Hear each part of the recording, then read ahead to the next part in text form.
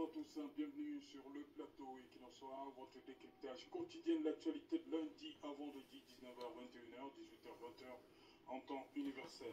De nombreuses crises dont le Cameroun fait face depuis plusieurs décennies, celle sécuritaire préoccupe au plus haut point. Et parmi elles, la crise dans les régions anglophones du Cameroun, à savoir le nord-ouest et le sud-ouest. Les revendications purement corporatistes, enseignants et avocats, nous sommes tombés dans un conflit armé en 2017. Depuis 6 ans, des groupes armés dits séparatistes s'attaquent aux forces de défense et de sécurité et troublent la quiétude des populations. Une population, quand elle n'est pas forcée de rejoindre les 8 autres régions francophones relativement stables, doit subir le diktat de ces bandes armées. Entre respect scrupuleux de mots d'ordre, de ville-ventre et de lockdown, et se prendre une balle, il faut choisir. Les exécutions sommaires et extrajudiciaires de Gouzan dans le nord-ouest et celles de Ebeko la semaine dernière dans le sud-ouest sont là pour rappeler l'extrême gravité de la situation. Depuis le début de la crise, les blessés et les morts se comptent par milliers. Toutes les tentatives de résolution sont restées vaines, chaque camp incriminant l'autre. Face à l'optimisme des pouvoirs publics qui parlent d'une situation sous contrôle, aux antipodes de la réalité du terrain, des organisations de la société civile, certains partis politiques de l'opposition et même la communauté internationale en appellent à un réel dialogue inclusif. Sur le plan national, seule une cinquantaine de femmes ont tenté jusque-là de tenir tête aux séparatistes. Le 19 mai de cette année, elles ont manifesté leur exaspération en dénonçant le couvre-feu et les taxes de libération imposées par les séparatistes armés. Elles seront kidnappées sur la route de Big Babanki dans le département de la Mézame, région du Nord-Ouest. Qui d'autre que ces femmes qui peut faire comme ces dames de la région du Nord-Ouest? Crise multiforme au Cameroun. Comment s'en sortir? C'est le fait du jour, avec les dames exclusivement. C'est le fait du jour, madame.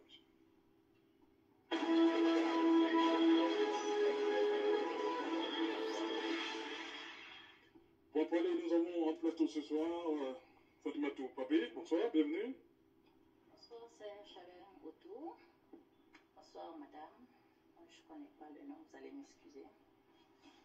Bonsoir, nombreux téléspectateurs. C'est toujours un plaisir de me retrouver sur votre plateau télé. Et j'espère passer un bon moment. Voilà. Vous êtes communicante RDPC, c'est bien ça? Tout à fait. Voilà. Clémence Sidine Defaux, bonsoir, bienvenue. Bonsoir Céline. Bonsoir à nos millions de téléspectateurs, bonsoir à tous nos amis politiques. Bonsoir à Fogué, à Sop qui sont actuellement incarcérés injustement à la prison de Kondengue. Bonsoir d'Orgelès qui est incarcéré à Douala pour ses opinions politiques. Bonsoir à toutes ces femmes-là qui militent chaque jour pour la paix au Cameroun. Bonsoir à nos amis politiques, une fois de plus, qui sont à l'ouest et qui nous regardent et qui font beaucoup et qui disent bonsoir Céline. Voilà, je reste avec vous, Clémence. Vous dites que ces femmes militent pour la paix. Et nous avons donc un conflit qui a fait perdre de nombreux fils. De nombreux fils de ce pays sont partis depuis 2017. Voilà. Qu'est-ce qu'elles font concrètement pour que la paix revienne?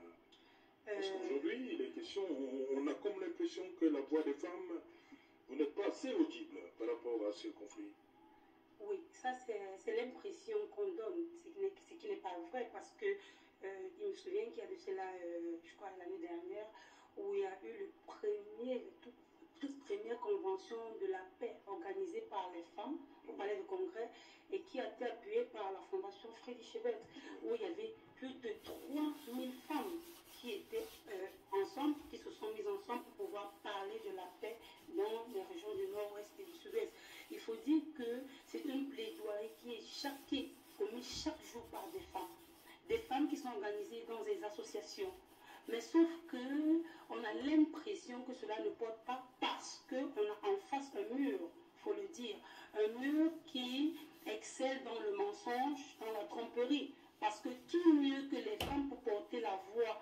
Parce que ce sont des mères, ce sont elles qui sont des maris, ce sont elles qui sont des sœurs.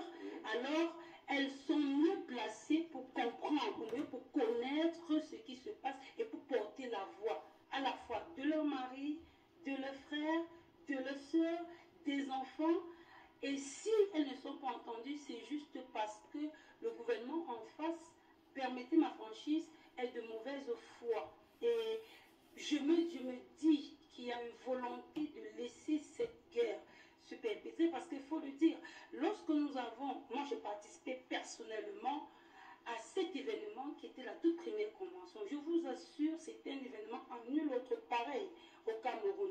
Pourquoi? Parce qu'on nous dit la toute première fois qu'on regroupe autour d'une table des femmes dans des séminaires différents et qui donnaient un ton. Alors là, le ton de la libération, ou mieux, le ton de l'espoir. L'espoir d'avoir un jour autour d'une table un dialogue inclusif. Un dialogue, on dit bien inclusif. Un dialogue qui va permettre que des femmes librement s'expriment. Parce qu'il faut le dire, lorsqu'il y a eu le dialogue qu'a organisé les gens d'en face, il n'était pas question de biaiser le départ, non, mais il était question d'inclure ou d'appeler à la table de négociation toutes les parties prenantes, ce qui n'avait pas été fait. Donc aujourd'hui, on se retrouve dans une situation où on a l'impression, et je dis bien c'est une impression qui est donnée par le gouvernement en place, que rien n'est fait par les femmes, que bien au contraire, les femmes travaillent chaque jour. Chaque jour, et personnellement, j'ai fait partie des plateformes où les femmes s'organisent pour pouvoir porter leur voix pour la libération et mieux pour la paix dans nos zones. Ok, voilà, on accueille donc, ça nous permet d'accueillir l'honorable Aïssa Amadi. Bonsoir, honorable, bienvenue. Bonsoir Serge. Voilà, ça va, vous êtes arrivé, hein? Je suis arrivée, il y avait l'embouteillage. Voilà, c'est ça. Il m'a pris plus de 30 minutes. Oui. Donc j'ai mal calculé. Voilà, non, c'est pas grave. C'est pas grave, c'est pas grave. Merci. On va vous permettre le temps de souffler un tout petit peu. Hein. D'abord, Fadimatou, vous avez suivi Clément, vous avez dit que les femmes font assez pour que les choses changent, mais en face, il y a un mur. Derrière ce mur, c'est les hommes? Ah, ok. Non, pas dit les hommes, on dit le gouvernement, parce que il n'y a pas que les hommes dans le gouvernement. Voilà, Fadimatou, les femmes font assez pour que les choses bougent, les lits bougent du côté du nord-ouest et du sud-ouest, mais en face, on accuse toujours les pouvoirs publics de ne pas écouter la voix des femmes, des mères, des sœurs, les épouses. Vous savez, Serge, c'est plus facile de jeter l'opprobre sur le gouvernement parce qu'on se dit c'est un ensemble de jérémiades que nos amis d'en face ont toujours tendance à nous servir sur un plateau. Alors, je pense que depuis quelques années, les femmes s'attellent quand même à crier la paix, on va le dire ainsi. Elles sont là, elles s'organisent comme elles peuvent. Moi, je me souviens avoir assisté à un colloque de Madame Difo, Justine Difo, ici à Yaoundé, où il y avait plus de 3000 femmes. Et il y a de cela 3-4 ans même, hein, au début de... Qu'est-ce que les pouces ont organisé c'est pour dire que ces femmes-là, elles je suis d'accord, j'en viens, elles viennent et... Pas seulement cela, mais il y en a aussi beaucoup. Nous avons vu aussi tout au début Kawala avec son fief dans les rues, tout ça pour créer. Mais est-ce que cela est suffisant? Est-ce que ce sont ces femmes du Nozo qui viennent? Oui, elles sont représentées parce qu'elles ne sont pas... Peut-être aussi il y a celles qui se sont détachées, celles qui ont trouvé refuge ici à Yaoundé. Mais il faut... Les déplacés internes. Il faut aussi quand même dire que les femmes, je pense qu'elles sont un peu, les femmes du Nozo plus particulièrement, je pense qu'elles sont un peu, comment dire, traumatisées. Traumatisées parce que ce sont leurs maris, ce sont leurs fils, ce sont leurs enfants. Et ce sont leurs frères. Est-ce que c'est une affaire seulement des femmes dinosaures? C'est pas une affaire du femme dinosaure. Il faudrait vous devez être solidaire. Justement, il faudrait déjà aussi les voir au devant de la scène.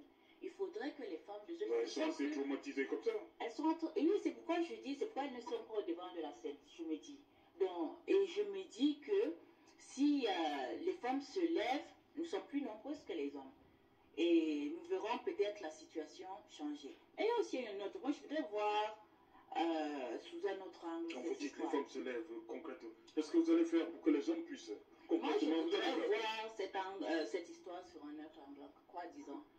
Je sais que dans ma famille, je sais chez moi à la maison, si quelqu'un manque, ça veut dire que la personne n'est pas rentrée. Alors, je me dis, beaucoup de femmes sont restées aussi muettes parce qu'elles savent que ce sont leurs enfants. Il faudrait d'abord commencer à prêcher dans la famille, là. On a dit, à l'époque, il y avait un arbre à palabres où les choses se réglaient. Je pense que si les femmes, parce que quand on dit là, quand la maman pleure, aucun fils n'est, comment dire ça, n'est indifférent. Oui. Parce que, voilà, parce qu'on sait que non, la maman quand même, c'est la dernière personne à qui on va manquer de. Et quand la maman voit ses enfants tomber, qu'est-ce qu'elle fait?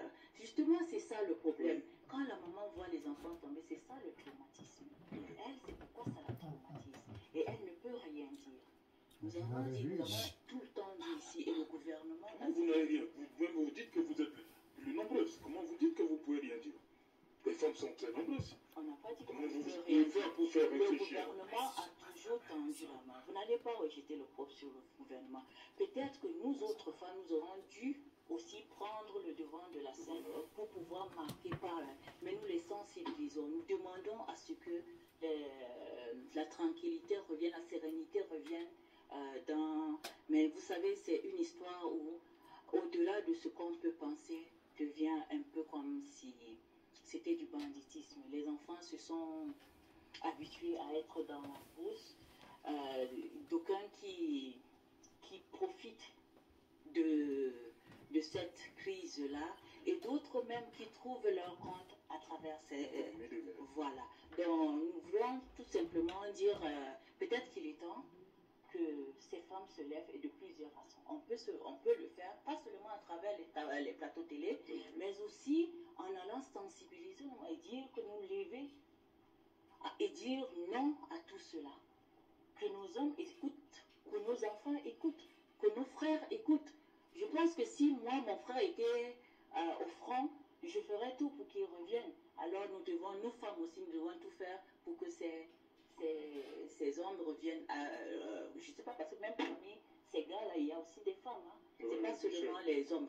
Donc je pense qu'il est temps peut-être de se lever. Il faut y aller. Il faut être solidaire. Les femmes ont l'habitude d'être solidaires. Et peut-être c'est le moment. Voilà. Honorable, nous avons la chance de vous avoir, vous êtes parlementaire. De ce côté-là, du côté de la Chambre basse, qu'est-ce que vous faites concrètement pour que cette affaire s'arrête? Vous n'êtes pas la seule femme députée. Est-ce que vous, au fur et à mesure que vous voyez la femme, il y a le mari, il y a le fils, il y a le frère qui tombe, comment au niveau de l'Assemblée nationale, vous pouvez imparter pour que les hommes puissent faire quelque chose pour que ça s'arrête? Tout d'abord, mes salutations vont aux militants et militantes de l'UNDP qui sont toujours aujourd'hui à pied d'œuvre pour mettre en place nos organes de base, qui la date butoir est le 31 décembre. Déjà, je tire chapeau à ceux qui ont fini et j'encourage ceux qui sont sur le terrain en train de pouvoir le faire. Et je voudrais dire d'abord que toutes ces crises, que ce soit la crise du Nozo, quand je parle du nord-ouest et du sud-ouest, parce que quand on dit encore Nozo, c'est pour encore plus, c'est un mot pour moi un peu plus péjoratif. Et à eux déjà, toutes nos condoléances pour tout ce qui se passe là-bas, et la dernière du 6 novembre, où le l'UNDP s'est levé pour condamner cet acte-là. Et aussi nos condoléances à toutes les familles de Bankoro qui ont eu ce malheureux événement de glissement de terrain et qui pose un problème de relogement et un problème de logement au Cameroun.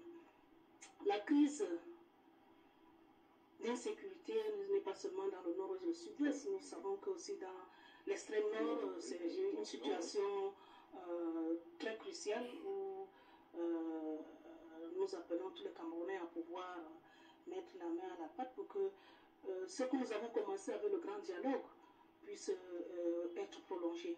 Il y a des solutions qui ont commencé à être prises avec le grand dialogue. Nous, on s'est dit que ce n'est pas assez, il faudrait que ça continue.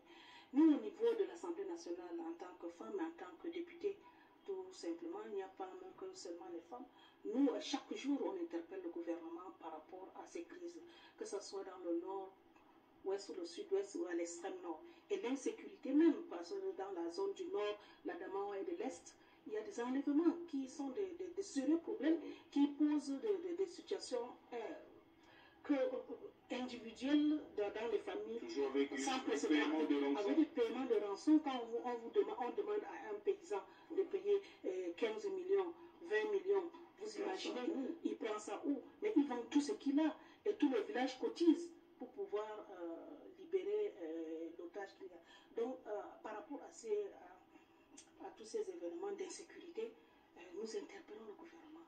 Et à chaque fois, à chaque session, il y a toujours 1 ou 2, 3, 4 députés qui en parlent. Et ce n'est pas qu'on ne va pas seulement dire que c'est seulement un problème de femmes, c'est un problème national. Et quant aux femmes, je pense qu'il y a de cela peut-être 2 semaines, au niveau de l'extrême nord, les femmes se sont mobilisées. Et elles ont eu tout un séminaire, toute une rencontre où elles ont pris des recommandations par rapport à la paix. Parce que les femmes se disent, tant qu'il n'y a pas la paix, on ne peut pas s'en sortir. Et il faudrait que chacun de nous mette la main à la pâte, comme je l'ai dit tantôt. Et chaque femme, à ce moment-là de ce séminaire, a mis ses empreintes pour que chacun rentre dans son domicile, ou bien dans son département, son arrondissement, son village, puisse distiller la paix. Et on a vu avec la crise du nord et du sud-est, on a vu des femmes se lever. Des femmes se lever au niveau du sud-est. Elles ont marché. Certaines ont marché nues. Certains ont marché pour pouvoir dire que nous, on en a assez. Assez, trop, c'est trop. Il faudrait que nos enfants, parce que ça fait mal, qu'à chaque fois vous voyez ce genre de tuerie, on tue même un enfant de 9 mois. Il n'est pas épargné.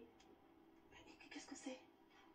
On ne comprend plus rien. Est-ce que c'est toujours les revendications là? Ces revendications où vous tuez vos frères? Ça ne se comprend pas. Donc, je dis bien, nous les femmes, c'est vrai, vous ne nous voyez pas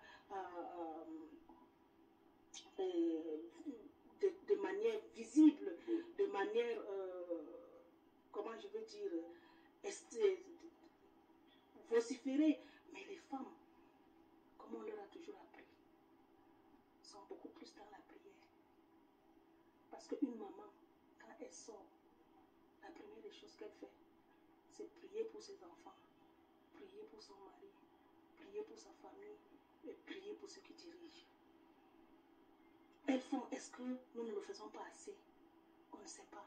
Mais il faudrait que, non seulement que nous ayons des forats, que nous ayons des séminaires, que nous ayons des plateformes, que nous soyons à la télé, que tout le monde en parle, que les femmes se lèvent pour pouvoir dire non. Si les femmes se lèvent et disent non, je pense que nous trouverons des solutions. Mais déjà, la première solution, c'est déjà de mettre en application les résolutions qui ont été prises par le grand dialogue et même que nous prolongions, nous puissions amener ce grand dialogue, s'il peut y avoir une autre concertation pour pouvoir voir est-ce que les problèmes n'ont pas évolué, est-ce qu'ils sont statiques, est-ce qu'on doit encore faire. Voilà, Clémence, justement, le grand dialogue, ça fait 4 ans déjà qu'il s'est tenu. Vous semblez dire que les lignes n'ont véritablement pas bougé. Vous appelez dans votre formation politique à un dialogue inclusif. Parce qu'il faut dire les choses. On n'est plus à l'époque où on doit tenir un langage, la langue de bois. on dit des choses sans dire. Aujourd'hui, il y a des morts. Il faut pointer le doigt sur des personnes qui sont responsables. Ce n'est pas tous les Camerounais qui sont responsables, qui peuvent résoudre cette crise. Ce n'est pas tout le monde. L'État a le droit, la charge de pouvoir résoudre les problèmes des Camerounais. Et qu'est-ce que l'État fait? On a l'impression, j'ai toujours dit, j'ai pas d'une impression, parce que lorsqu'on a eu la première convention, je reviens là-dessus, il y a eu des résolutions très fortes, notamment continuer le dialogue. Mais on a l'impression qu'après le dialogue, tout s'est arrêté. Parce que quand on dit continuer, ça veut dire que ça doit être un dialogue perpétuel, où on appelle des gens chaque jour, où on cause avec des gens. Mais mieux. Et vous pensez que le gouvernement ne fait pas ça? Non, s'il fait, c'est que ce n'est pas visible, pas autant. Parce qu'il faut avoir un impact. Si vous faites des choses et qu'il n'y a pas un impact réel, vous ne faites rien. Parce que l'impact, c'est quoi? Même pas. S'il y a des morts chaque jour, si on pleure chaque jour, si on décrit chaque jour, si chaque jour des gens arrivent à commettre des crimes crapuleux, parce qu'il faut le dire, ça va au-delà des crimes. Lorsqu'on est incendié une maison avec plus de 29 personnes, alors là, c'est plus un simple crime, ce sont des crimes crapuleux. Il faut qu'on traverse, on va au-delà de ce qu'on dit, au-delà d'un verbiage, mais on a des faits. Et les faits sont des... c'est seulement ce qu'on attend. Ça dit que l'impact sur la société, notamment le DDR. On veut aujourd'hui améliorer. Aujourd'hui, on a dit, ok, il y a le DDR qu'on a échappé, mais où en est-on? Il faut bien parler avec les Camerounais. Il faut créer des centres psychologiques. Il y en a, mais pas assez. Je dis pas assez, pourquoi? Parce que si les gens ont réussi à se radicaliser, ça veut dire qu'il y a une raison pour laquelle ils sont radicalisés. Ça veut dire que la main tendue n'a pas eu réception en face. Si des gens n'ont pas eu l'impression que le dialogue a touché ces personnes, ça veut dire que les gens sont restés statiques. Ils vous regardent, ils attendent. Et qu'est-ce que le gouvernement fait? On envoie des gens. On dit, c'est un conflit armé. Non, on n'a pas besoin de ça. On a besoin de dialoguer avec ces gens. On a besoin d'une avancée. Les gens ont proposé des choses. Qu'est-ce qu'on a mis sur la table de négociation? Rien. Qu'est-ce qu'ils ont proposé? Même pas le fédéralisme, même pas une lueur d'espoir. Parce que c'est ça le problème. Si les gens ont l'impression que dans tout ce qu'ils demandent, il n'y a même pas une lueur d'espoir, ils vont se radicaliser un peu plus. Qu'est-ce qu'on fait chaque jour pour dire à ces gens, voilà, nous avons compris, on va faire quelque chose qui va permettre que vous ressentez cela dans votre chair. Mais rien n'est fait. Les gens se radicalisent au fur et à mesure. Il faut dire qu'au début, ce n'était pas à ce niveau. C'était juste une revendication corporatrice. On aurait pu arrêter les choses.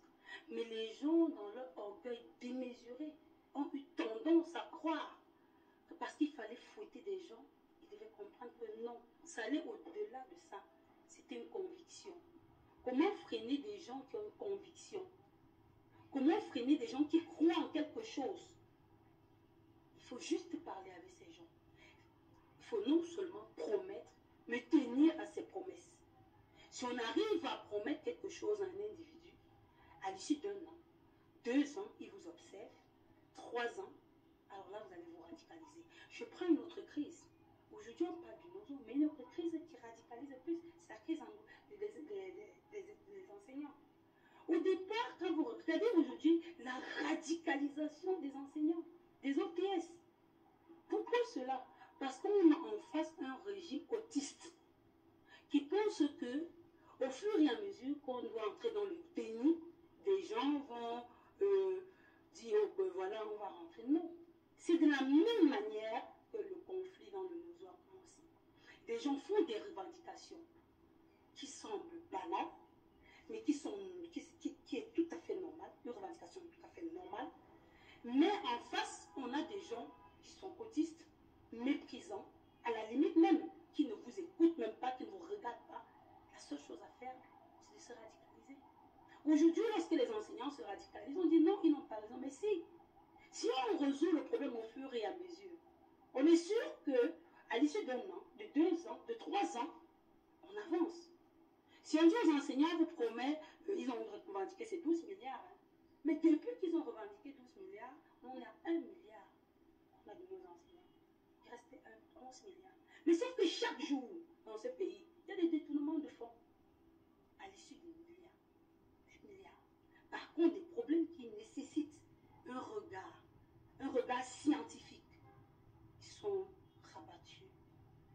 gens, qu'est-ce que vous pensez? Ils vont penser à la limite qu'on n'a rien à faire d'eux, qu'on se fout de leur gueule. Lorsque des gens revendiquent leur salaire et que vous, la même semaine, vous octroyez des véhicules à hauteur des milliards, quelle est l'image? Quel est le message qu'on passe? C'est la même chose dans le monde. Lorsque les gens revendiquent fédéralisme, peut-être ils ont raison ou pas, parce qu'il faut bien dire qu'ils ont des raisons de revendiquer. Qu'est-ce qu'on a mis sur la table de négociation? Qu'est-ce qu'on a donné? Mais on a fait un semblant de dialogue. On s'est moqué d'eux. Et on a dit, allez faire ce que vous voulez. Alors là, aujourd'hui, elles se sont radicalisées. La seule chose que les femmes doivent faire, et pour moi, je continue à dire, c'est de ne pas se taire. De ne pas rentrer dans la prière, parce que Dieu est là-bas, nous sommes ici. On ne prie pas plus que les gens du Vatican. Non. Mais on doit agir. Et agir, c'est non seulement sortir de notre confort, nous les femmes. Parce qu'il faut dire, même si on nous faute, parce qu'on a toujours fauté, il faut voir. Il faut sortir de ce confort et faire ce que les femmes qui ont fait dans la Cameroun Convention Peace ont pu faire. Se regrouper, faire un plaidoirie, ne pas dormir et chaque jour se lever, revendiquer. Parce que plus on va mettre la pression en tant que femme, en tant que mère, en tant que sœur, plus les gens d'en face auront la pression. Mais si un jour on se lève, parce que c'est un colloque, et après 1 mois, 2 mois, on attend qu'il y ait encore des morts pour revenir à l'assaut, c'est peine perdue. Okay. Voilà, Fatimatou, crise dans les régions nord-ouest et sud-ouest du Cameroun, dans le septentrion également, et ainsi que elle a évoqué les enseignants qui, dénominateur commun, ont dit, elle fait savoir que c'est le gouvernement qui ne semble pas écouter. Du coup, on s'enlise. Les choses n'avancent pas. Le gouvernement n'écoute pas. Ah bon? Il y a l'histoire des enseignants qui dure. Non, Vous avez vu les dernières décisions? C'est le gouvernement qui doit écouter. Ah, Oui. nous sommes Vous avez vu dans les décisions du gouverneur du Nord? Nous sommes dans un pays quand même. Oui. Vous savez ça, Naruto? Depuis que cette crise a commencé dans le Nord, on n'a pas vu les gens d'en face, c'est-à-dire l'opposition, sur le terrain.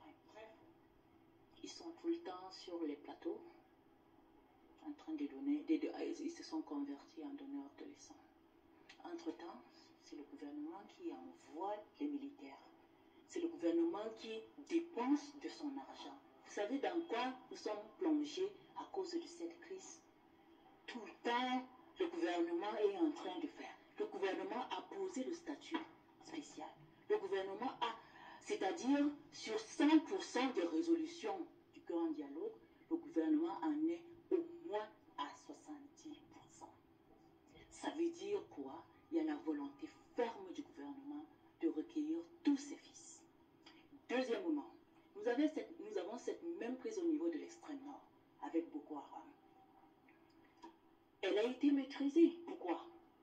Parce que et les élites, et les femmes, et les hommes, toute la population était solidaire et ils ont exposé l'ennemi. Ce qui a fait que malgré les morts qu'on a eues là-bas, la sérénité est revenue. Ce n'est pas toujours, vous savez, les guerres, on sait quand est-ce que ça commence, on ne sait pas quand est-ce que ça finit. Il y aura des moments où vous allez penser peut-être que c'est bon, la vie reprend de belle, mais il y a des coups de lâcheté qui viendront de la part de ces gens, parce que, qu'on le dise, qu'on le veuille ou pas, il y a des étrangers, il y a ceux qui se cachent aussi un peu à l'étranger. Nous avons des pays frontaliers et qui peuvent à tout moment venir encore faire certaines choses, comme c'est le cas dernièrement lors du 6 novembre, que nous regrettons vraiment et nous adressons nos condoléances à ces familles. C'est très dur de voir cette barbarie. Alors, nous voulons dire quoi? Nous voulons dire que dans un conflit, c'est les deux parties qui s'asseyent. Le gouvernement a fait sa part. Dites-nous quelle a été la part de ceux qui sont ceux qui ont pris les armes. Donc, il faut voir ce conflit sous un autre angle. Moi, je pense qu'il est temps de peut-être redéfinir le rôle de tout un chacun. Nous l'avons maîtrisé grâce peut-être, on va dire, à ses forces de défense. On va citer peut-être le général Moubadakréo. Depuis un certain temps, on n'entendait plus rien. La vie revenait déjà à la normale. Mais ils sont sortis, ils ont fait... Cavalet également. Voilà. Ils sont sortis, ils ont fait... Mais de l'autre côté, on dit que l'État a tous les moyens. L'État a tous les moyens. Ça s'arrête. Vous savez, ce sont des Camerounais. Ouais. L'État ne peut pas prendre des armes contre ses enfants. Ce sont les enfants de la République.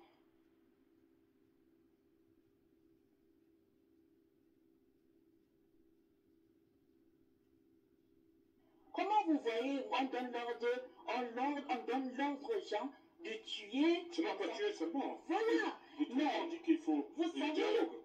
Et même l'honorable a dit que... Non, le problème c'est que le dialogue... Est-ce qu'il faudrait pas forcer un autre dialogue? C'est pas forcément les armes. Moi, les violences aujourd'hui, c'est un peu partout dans le monde.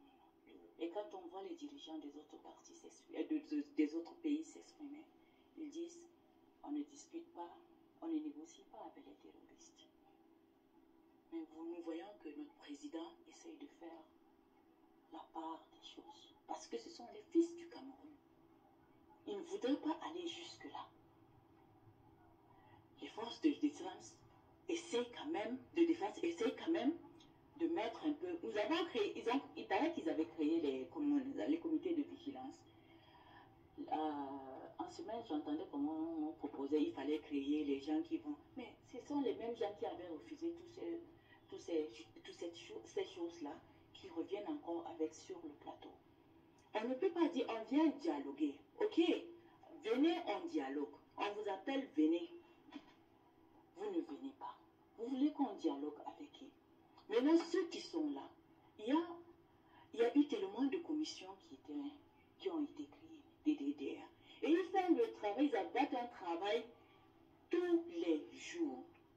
Peut-être qu'on ne voudrait pas trop exposer pour essayer aussi de garder l'intimité de ces personnes-là.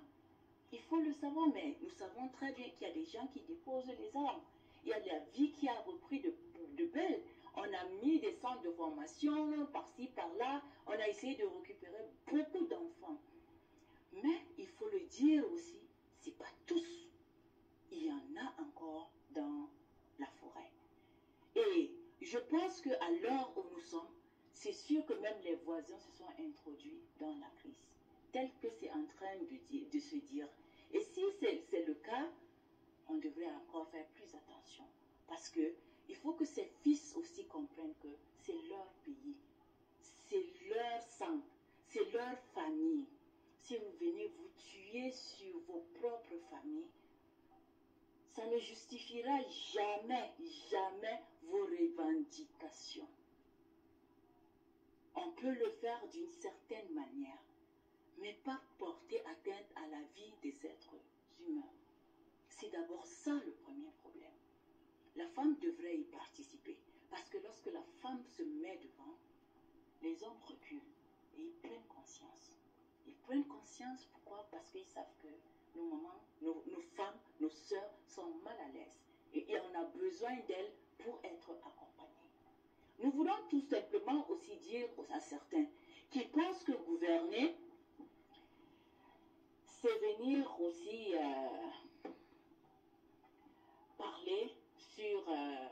c'est venir seulement parler sur les plateaux télé et ne pas agir. Moi, j'aimerais bien voir ce que l'opposition nous sert dans cette crise. Ils ont collecté l'argent quelque part, ils n'ont même pas pu remettre à ces gens. On sait ce qui s'est passé. Ce n'est pas avec la crise qu'ils vont faire quelque chose. Quand les gens essayent de vous montrer ce qu'ils sont capables de faire pour si peu, de collecter l'argent pour la crise. Pas la crise, ils ont collecté l'argent pour le Covid. Donc, si on les laisse encore collecter l'argent pour la crise, ça serait un autre gâchis. Mais ils ont voulu remettre au ministre de santé, je crois l'administration territoriale. Ils ont trouvé la porte. Ils ont trouvé la porte vraiment. Une fin de non-recevoir. Et ça justifie le fait qu'ils aient détourné cet argent-là. Ils aient détourné l'argent? Est-ce que ça justifie le fait? Qu'à cela ne tient, c'était une parenthèse. C'est pour dire que c'est bien beau de venir donner les leçons, mais il faut aussi reconnaître les efforts du gouvernement. Ça, c'est très important. Nous ne devons pas être dans une république où les gens pensent que le gouvernement, c'est un melting pot où n'importe qui devait venir avec sa revendication et que c'est au gouvernement de fléchir au nom de quoi? On ne fait pas la bagarre avec l'État. Je dis, on ne fait pas la bagarre avec l'État.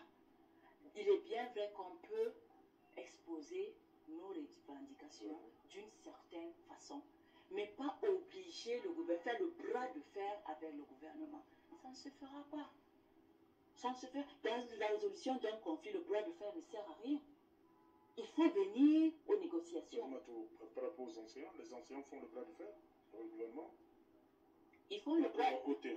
Est-ce que vous avez comme l'impression que c'est un bras de fer que les enseignants font Non, je n'ai pas cette impression. Moi, je pense que l'État ne semble pas... aussi, je n'ai pas cette impression. Je pense que par rapport à aux OTS, c'est qu'on ne sait même pas à qui s'adresser. C'est de Vous voulez voir les leaders? On veut voir les leaders. On veut parler avec les les leaders. Ils disent qu'ils n'ont pas de leader. Donc on veut voir les leaders. Parce qu'on ne sait pas qui se passe. Parce qu'on sait très bien il y a certains partis politiques qui se sont aussi cachés derrière ces OTS pour faire le il y a les partis politiques. Bien sûr, c'est politisé en ce moment. C'est connu, c'est normal. Et même si ces enseignants, on devait résoudre le problème, on est en train de le faire. Ce que vous ne savez pas, c'est que plusieurs sont en train d'être payés. Mais seulement ils ne reviennent pas dire que lui c'est bon, voilà. Ils viennent se plaindre et les gens qui sont de mauvaise foi s'éternisent dans cette logique. Et c'est ça qui n'est pas bien. Nous voyons comment les paiements se font. Nous voyons comment depuis OTS2, ça se fait depuis quand? OTS2? Les paiements se font, M. Serge. Peut-être que je ne travaille pas à la payserie. Peut-être que je ne suis pas là quand on le fait. Parce que vous dites qu'ils ne viennent pas vous dire que ça se passe bien. Mais il faut bien qu'ils reviennent vous dire que ça se passe bien. Il faut bien. Il faut bien. Il fallait qu'ils passent par OTS2 pour comprendre que le Cameroun est astreint. Il fallait qu'ils passent par OTS2, qu'ils fassent bouger un peu les lignes pour que les paiements commencent à se faire. Non, je ne suis pas... Non. Dès les premières instructions du chef de l'État, je pense que les instructions ont été prises et beaucoup, les ministres se sont attelés à faire avancer tout ce qu'ils ont demandé. Donc, que ce soit au niveau du MINFOPA, au niveau de l'enseignement secondaire, au niveau du MINFI, je pense, MEDUP aussi, je pense que tout est en train de bouger. Maintenant, peut-être qu'ils ont trouvé beaucoup de cas où les revendications n'étaient pas... Il faut aussi analyser, c'est pas parce que quelqu'un vient me dire que vous me devez 20 millions qu'ils vont payer ces 20 millions. On ne paye pas, pourquoi? Non, il faut d'abord contrôler si c'est vrai que c'est 20 millions. Il y a ça, c'est quand même l'argent de l'État. Il faut apporter les preuves que c'est 20 millions. Et nous savons ce qui se passe derrière. Vous ne savez pas, le problème des enseignants, c'est un problème très grave. C'est un problème où beaucoup se sont passés derrière pour en faire un autre business. Et ça, les enseignants eux-mêmes ou bien les personnels des ministères des Finances et autres? Tous ensemble. Tous ensemble. Ah bon? Tous ensemble. Puisque ce sont les enseignants eux-mêmes. Ce sont les enseignants eux-mêmes qui traitent leur dossier avant d'envoyer ailleurs, non? Ou bien? Puisque les CJPS là se sont créés partout. Non, je n'ai pas fini. J'en revenais pour chuter, je voudrais dire, nous faisons face à une crise qui nous laisse sans voix. Et nous pensons qu'il faudrait que les gens s'y mettent. C'est un problème général. C'est le problème de toute une population, de tout un pays. Il faudrait aussi qu'il y ait des porteurs de messages. On veut des porteurs de messages du côté de ces enfants-là qui ont pris les armes. On veut des porteurs de messages, on veut la sensibilisation dans sait partir. Mais on parle souvent d'un, vous parlez de porteur de message, il y a on parle de Mancho BBC. Il y a quelques années, il a même organisé, il a appelé la campagne Back to School pour les enfants. Effectivement. Vous connaissez Mancho BBC? J'en ai entendu parler, je ne le connais pas peut-être physiquement. Voilà. Et voilà. Et moi, je pense qu'il faudrait que les élites se joignent à eux. Les élites? Oui, les élites. Les élites jouent un rôle très, très, très prépondérant dans la résolution des conflits internes. Tu sais qu'il y a des élites qui sont plus crédibles aux yeux de certaines populations. Justement, c'est tout ça le problème. Oui. Ces populations ont déjà mis peut-être la division entre ces élites, oui. Que celui-ci n'est pas crédible, celui-ci est crédible. Ok, celui qu'on prend comme crédible, il faut donc y aller. Oui. Il ne faut pas fuir. Il faut y aller. Il faut encourager les frères. Peut-être on va prendre quelqu'un qui parle le français. On va aller, je suis plus francophone que anglophone. Donc, si moi je vais dans cette résolution de principe, est-ce que je suis de la partie? Je vais m'exprimer même comment dans ces trucs. Je peux peut-être accompagner une élite de là-bas. Donc, vous voyez ce que je veux dire. Ils connaissent leur langage. Ils savent entre eux qui est qui. Il faudrait qu'ils se lèvent. Qui ne l'est pas. Voilà, ils le savent. Ils le savent. Comme ils le savent, nous, on les appelle à nous aider par rapport à tout ça. Vous savez, la veille de la femme n'est pas souvent trop... Nous sommes en Afrique. Et on ne voudrait pas trop voir aussi la femme en avant. Ça, vous le savez. Parce que vous êtes des hommes les hommes qui si ça ne passe pas avec les hommes, les femmes peuvent prendre les devants. Hein. Et j'aimerais bien. Et les femmes le font depuis, c'est ce qu'on dit. Alors, mais peut-être qu'il faudrait aussi... On a beaucoup de méthodes. Voilà. Mais ces méthodes-là, vous êtes sûr que celles qui vont marcher là, ont sûrement... Non, c'est pas forcément la marche. Voilà. C'est pas forcément la marche. Voilà. Honorable, tout à l'heure, Fatma doit évoquer le fait que l'État a fait un certain nombre de propositions, mais qu'en face, il n'y a rien eu, il n'y a pas eu de répondant. Mais est-ce que l'État devait se contenter de ses efforts, c'est-à-dire j'ai proposé ceci, les gens de l'autre côté n'ont rien fait? Est-ce que l'État devrait s'arrêter à ce niveau? Ça ne devrait pas continuer? Ce n'est pas sa mission? Déjà, je voudrais dire qu'il y a eu le grand dialogue. Oui. Vous en appelez un deuxième, un autre? Oui, c'était une plateforme où toutes les parties prenantes étaient invitées. Il y a certains il y a certains qui ont décidé de ne pas prendre part. Donc ça veut dire quoi? Ça veut dire que tu me laisses prendre les décisions à ta place. Et quand tu me laisses prendre les décisions à ta place, je prends ce qui m'arrange. Mais néanmoins, ceux qui étaient là ont permis à ce que les choses évoluent. Les choses évoluent et ils n'ont pas eu la sécession comme ils le voulaient, mais on a parlé vraiment de l'intégrité nationale de notre pays. Avec un statut spécial. Avec un statut spécial du nord-ouest et du sud-ouest, qui leur a donné leurs deux chambres et qui fonctionnent. On a créé le DDR pour l'intégration de toutes ces personnes perdues. Mais ce qu'on constate aujourd'hui, est-ce que c'est encore les mêmes revendications? C'est pour ça que moi j'en appelle à une autre. Est-ce que c'est les mêmes revendications?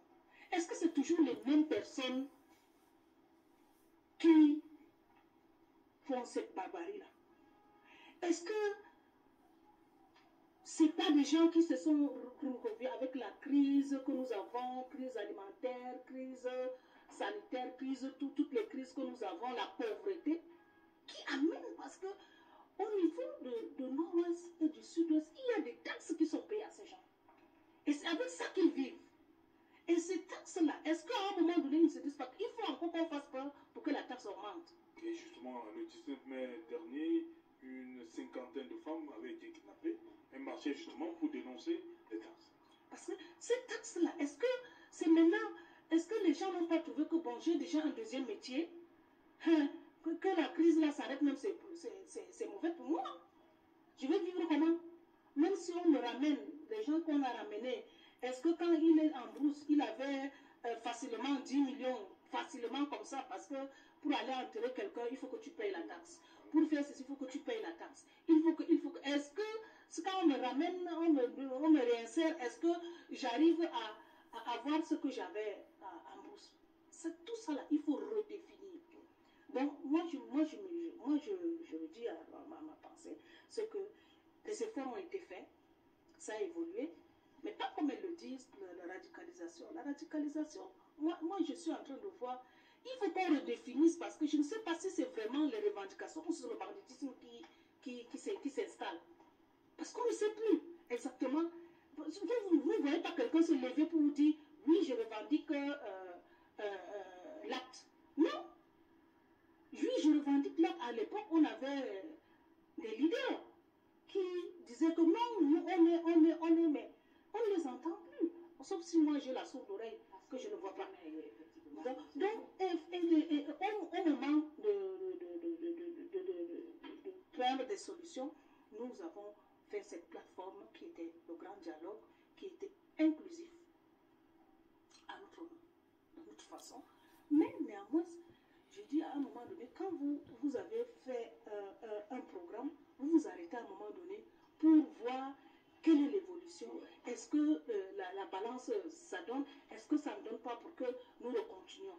Ça, c'est une proposition qui, pour nous, est faite pour que vraiment ces crises-là s'estompent. Et aussi, on dit comme on le dit, quand la femme est devant, je pense que... des méthodes. Non seulement on a des méthodes, il faudrait qu'on interpelle, nous, toutes les femmes, de pouvoir mettre nos tripes, notre esprit, nos pieds, nos mains, pour qu'on aide ces hommes à trouver des solutions par rapport à ces crises qu'il y a et les crises sécuritaires dans notre pays qui est de tout azimut. Et je voulais encore ajouter, parce que quand je prends l'exemple, par exemple, dans mon village, quand on était annexé, elle le disait tantôt que la femme, on connaît dans quel... en Afrique, la femme n'a pas véritablement, ne peut pas être au devant. Et je dis qu'à l'époque, les années de nos ancêtres, quand on était annexé, notre village était annexé, le pays d'Idal était annexé. Quand ça a commencé à dépasser les hommes, c'est les femmes qui ont pris le devant. Comment? Les femmes ont été devant et ont demandé aux hommes d'être derrière. Et c'est comme ça que nous avons pu repousser l'ennemi. Et c'était les femmes. Donc c'est pour dire que quand la femme est déterminée, elle peut. Quand elle est déterminée, elle peut. Donc nous devons apporter toutes nos expertises. C'est pas seulement marcher. C'est pas seulement le temps n'est pas arrivé que vous puissiez faire ça? On le fait d'une autre manière aussi. C'est pas que... Peut-être que nous tous, on ne le fait pas. Mais chacun à son niveau apporte le sien. Nous, au Parlement, nous, on apporte à notre façon. Notre façon, c'est de pouvoir contrôler l'action gouvernementale, d'interroger le gouvernement, de demander au gouvernement les comptes. Ça, on le fait. Ça, c'est notre niveau en tant que parlementaire. Mais en tant que femme de ménage, en tant que fonctionnaire, en tant qu'enseignant, en tant que militaire, en tant que policier, qu'est-ce qu'on fait? Qu'est-ce que les femmes font? On a eu le cri à la paix. Ça fait, je pense, 3 ou 4 ans maintenant. C'est dernièrement que les femmes de l'extrême nord se sont réunies à travers les ONG. C'est vrai que dans les départements, vous allez voir toujours les installations des femmes pour la paix, les installations des associations pour la paix. Elles sont dans les quartiers pour non seulement l'insertion, l'intégration de ces femmes déplacées, parce que c'est aussi un autre problème. Les enfants, les déplacés internes, je trouve que c'est beaucoup plus même des femmes. Donc il y a beaucoup de ONG qui se sont installées, des associations qui se sont installées pour accompagner ces personnes-là. C'est déjà aussi un élément de pouvoir estomper cette crise. Parce que si ils arrivaient aussi, ils envahissaient, je prends par exemple mon village, ils arrivent à Douva, ils n'ont pas de quoi manger, ils n'ont pas de... Mais c'est nous-mêmes qui serons en insécurité, parce que quand tu as faim, tu braques ton voisin. Oui. Mais comme on les accompagne, on les insère, on les encadre, ça nous donne quand même un peu de la paix dans nos cités. Clément, 30 secondes, on va aller à toi là. Je voudrais dire, comparaison n'est pas raison. Oui. Il y a des choses qui se disent qui méritent qu'on pointe un doigt. Nous avons dans le Nozo une guerre fratricide. Nous avons dans le Nord une guerre qui n'a rien à voir. Alors là, rien du tout. La guerre fratricide a cela de si particulière, c'est que c'est entre les frères. Or, dans Boko Haram, c'était une autre, c'était des étrangers. Venir faire cette comparaison, je dis, c'est un verbiage stérile. Il faut éviter que lorsque des gens meurent, qu'on essaie de trouver un bouc émissaire. Alors là, non, je ne suis pas d'accord. Nous avons une perte, une crise de confiance. Et c'est cette crise de confiance qui fait en sorte que, au fur et à mesure, des gens sont lisses. Ok, permettez, on va continuer. On va continuer après le journal. Voilà, monsieur. Alors, chers abonnés, messieurs et dames, je vous ai laissé sur cette bonne émission d'Equinox et de Serge Alain Autou. Vous savez, je suis contente plus ou moins de les entendre parler. Comme je vous le disais, que j'ai fait beaucoup j'ai dénoncé beaucoup de choses. Nous, on dénonce cette crise du sud-ouest et du nord-ouest depuis longtemps. L'État a fait la sourde d'oreille. Je suis d'une part satisfaite de les voir se remettre en place maintenant pour nous dire qui sont... que la guerre existe toujours pour le nord-ouest et le sud-ouest. Parce que ça faisait longtemps qu'ils l'ont renié. Et si du coup, ils acceptent que les groupes armés terrorisent encore les populations, nous osons espérer que nous aurons une suite. Parce que pendant longtemps, l'État lui-même s'est servi de ces groupes armés depuis 2016. Et qu'il fut même un temps qu'ils se vantaient qu'ils allaient les éradiquer comme si c'était facile. Alors que nous, les activistes et beaucoup de politiciens, comme surtout le seul parti politique que je ne veux pas encore nommer ce soir parce que j'avais dit que je ne fais pas la publicité des partis politiques, d'où beaucoup de gens ont été arrêtés et mis en prison parce qu'ils ont revendiqué la crise du nord-ouest et du sud-ouest, que les gens ont renié parfois sur les plateaux de télévision au Cameroun, qu'ils avaient même dit qu'il n'y avait pas de crise anglophone. Du coup, on les voit maintenant parler de cette crise anglophone. Pour moi, je me pose des questions. Est-ce parce que nous sommes à 2 ans des élections de 2025 et qu'ils voient bien qu'il y a beaucoup d'embûches pour ces élections de 2025 dont le peuple que nous autres, nous disons que nous ne voulons plus de Paul Biya? Est-ce peut-être par rapport à ça qu'ils veulent à quelque chose malheureux? Bon, je croise les doigts. Je me dis, si jamais la solution se trouvait parce que les élections de 2025, parce qu'ils doivent tout chercher un moyen pour convaincre le peuple, pourquoi pas? Si ce n'est que, là, pour une fois, je suis d'accord que si ils arrivaient à trouver une solution pour que cette guerre qui terrorise les populations, où on a perdu trop d'enfants, on a perdu beaucoup de nos frères et de nos sœurs, où je présente encore mes sincères condoléances pour les morts de Manfi, et que je leur demande que c'est seulement le temps qui pourra guérir leurs blessures. Donc voilà, c'est un plaisir de voir que l'émission était telle que je le souhaitais. Et puis voilà, laissez les commentaires si ça vous a plu, likez et à bientôt. Bonne soirée, au revoir.